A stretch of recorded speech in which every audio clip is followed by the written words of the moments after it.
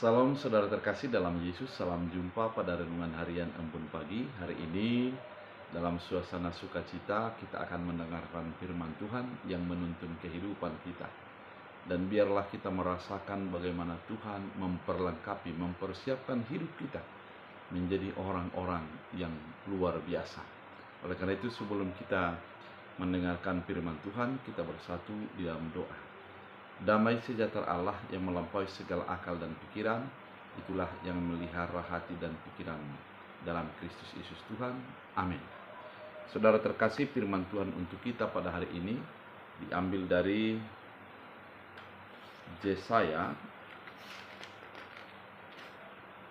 62 ayat 2. Dalam bahasa Batak Angkola dikatakan, di ida akka bangso do hamonanganmu, ditatap akka raja do hagodanganmu, yon maho marhite guar naim baru, Tuhan sendiri do napasahat guarmu.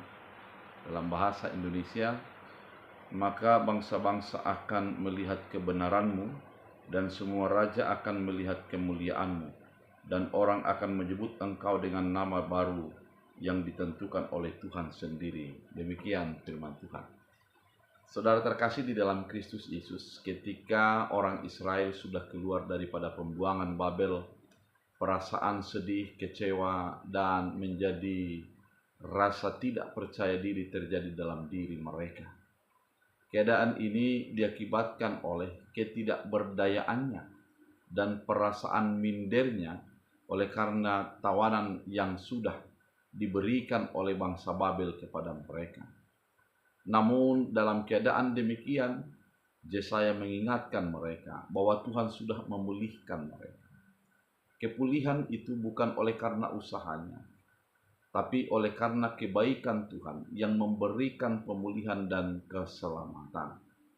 Oleh karena itu, di dalam apa yang sudah mereka alami, yang perlu adalah bagaimana menyadari kepulihan itu menjadi sebuah kekuatan yang baru.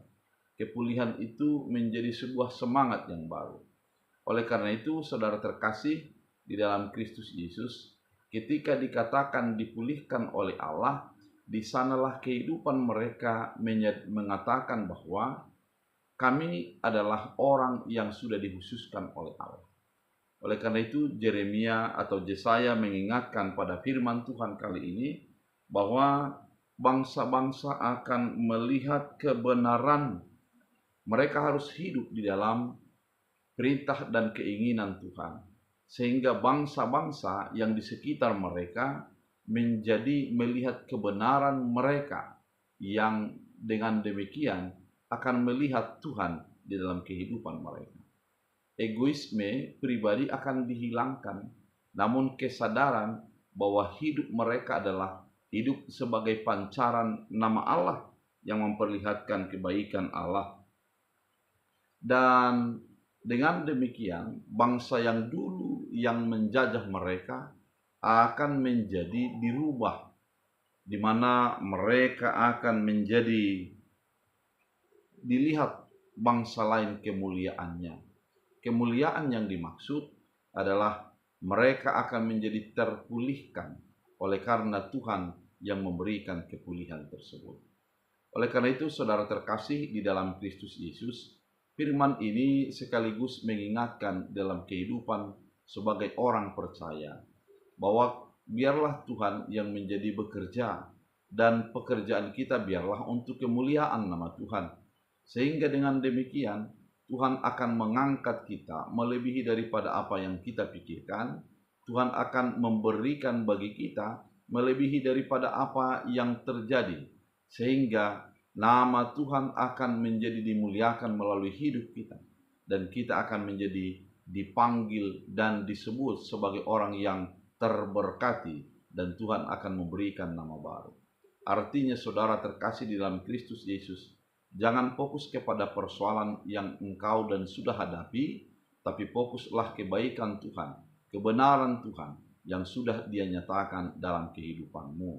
Dengan keadaan demikian, kita adalah orang yang sudah dipulihkan, dan hiduplah dalam kepulihan itu, dan biarlah kita hidup menjadi mengandalkan Tuhan, dan kemuliaan Tuhan menjadi nyata bagi hidup kita. Oleh karena itu, Biarlah firman Tuhan menjadi kekuatan, semangat baru bagi hidup kita. Kita berdoa.